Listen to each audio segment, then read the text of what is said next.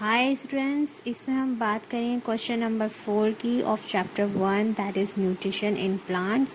And please like share and subscribe my channel. Okay,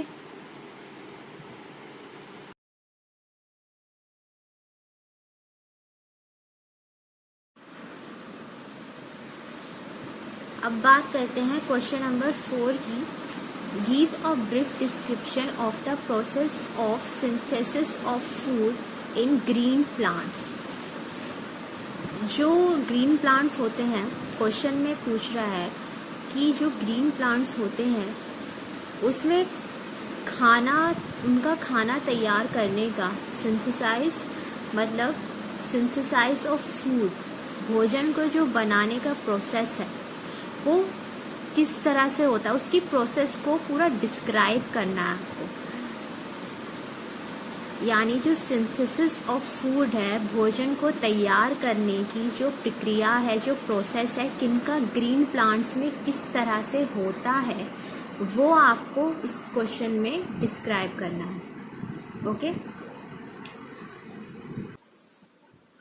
इसके answer पे जाने से पहले मैं ओरली थोड़ा आपको समझाना चाहूँगी कि ट्रांसपोर्टेशन ऑफ फूड होता कैसे है।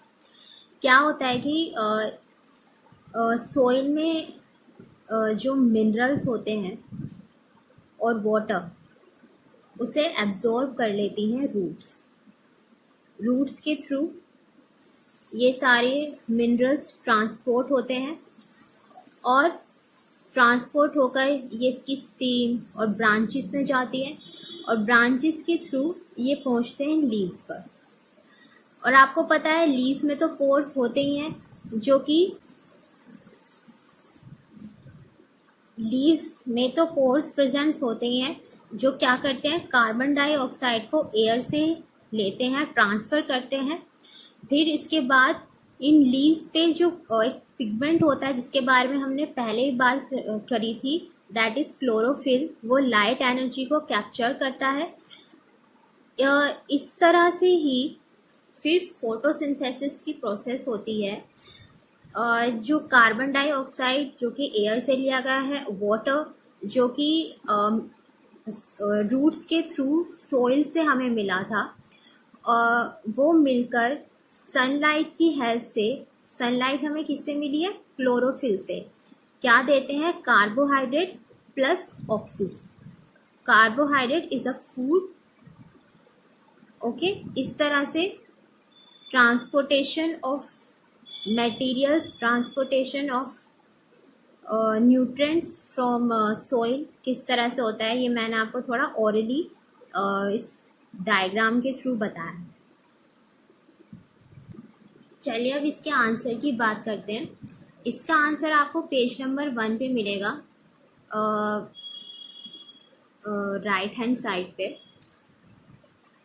जो आपका 1.2 टॉपिक है, वहाँ पर आप इसकी सेकेंड लाइन से लिख सकते हैं, the synthesis of food in plants occurs in the leaves by the following veg. इस तरह से आपको पहले लिखना है। इसका आंसर आपको पॉइंट्स में लिखना है। आपका जो फर्स्ट पॉइंट होगा उसे आप यहाँ से लिख सकते हैं, water and minerals present in the soil are absorbed by the roots and transported to the leaves. Okay, ये आपका फर्स्ट पॉइंट हो गया। फिर इसके बाद सेकंड पॉइंट आप यहाँ से लिख सकते हैं, बी डालकर, carbon dioxide from air is taken in through the tiny pores present on the surface of the leaves. Okay, ये आपका सेकंड पॉइंट हो गया। उसके बाद थर्ड पॉइंट आप थोड़ा नीचे आकर यहाँ से लिख सकते हैं, सी पॉइंट डालकर, water and minerals are transported to the leaves.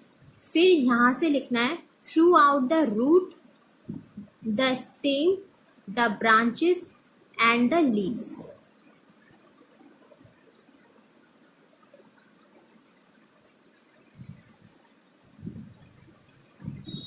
And the leaves. Then, and की जगह यहाँ लिखना है आपको देन।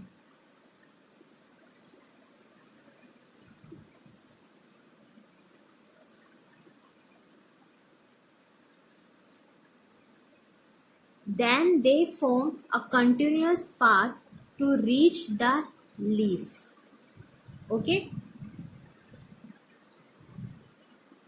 इसके बाद डी पॉइंट के लिए हम यहाँ से लिख सकते हैं the leaves have a green pigment called chlorophyll which helps leaves to capture the energy of the sunlight.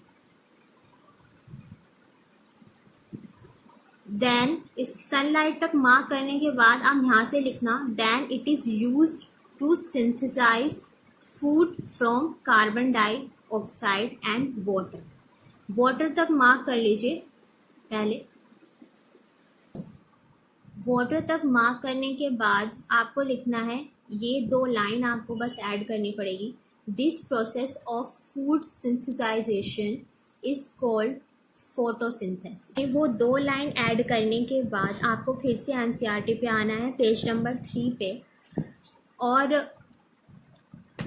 ये लिखना है फोटोसिंथेसिस की इक्वेशन को. The process can be represented as an equation. Carbon dioxide plus water gives to carbohydrate plus oxygen in the presence of sunlight. Okay, बस यहाँ पे आइए, आपका ये आंसर ख़त्म है. थोड़ा लंबा है लेकिन लैंग्वेज बहुत इजी है. एनसीईआरटी की लैंग्वेज है और एनसीईआरटी की लैंग्वेज बहुत इजी होती है, तो आपको इजीली समझ आ जाएगा. ओके.